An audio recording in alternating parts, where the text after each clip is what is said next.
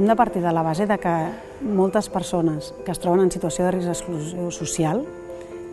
a vegades han partit d'una situació de normalitat i han acabat en una situació de dificultat i a vegades el punt de partida ha sigut molt difícil, no? I han tingut un entorn familiar i personal amb moltes dificultats que ha fet que creixin diguem-ne, i que acabin patint unes determinades situacions perquè no tenien un entorn, no? Llavors, les persones que compten amb una xarxa social de suport molt debilitada tenen molt risc de caure en l'exclusió i això ens hi podem trobar tots. Hem de prendre consciència que encara que tu ara estiguis bé, en un altre moment pots estar en situació de dificultat i de fet moltes persones sense llar t'ho diuen, no? Havien tingut una feina, una família, no sé què, i en canvi acaben en situació de carrer. Com és possible, no? Tu t'ho pares a pensar amb tu mateix i et sembla que a tu no et passarà mai, perquè això ens passa,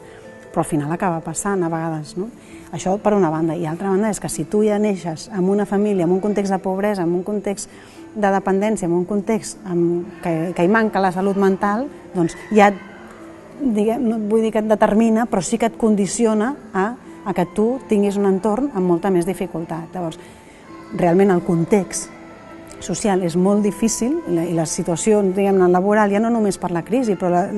l'abast de la formació, la xarxa social, la gestió del teu lleure, la gestió de les teves relacions, ho fas en la mesura que tu has après en el teu primer entorn. Si aquest entorn ja està molt debilitat, costa molt que després tiris endavant. Llavors,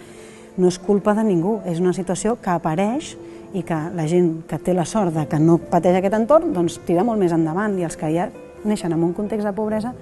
és més difícil que acabin en una situació de normalitat i és per això que necessiten molts recursos de suport per poder realment tenir les mateixes oportunitats que les altres persones, perquè al final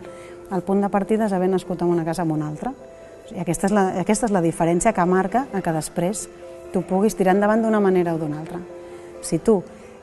aquestes persones que neixen en un entorn de dificultat, poden comptar amb els recursos de les institucions i de les persones i la xarxa de suport al seu costat, si la seva família nuclear no pot fer-ho, doncs això ens ajudarà a equilibrar les oportunitats entre unes persones i les altres.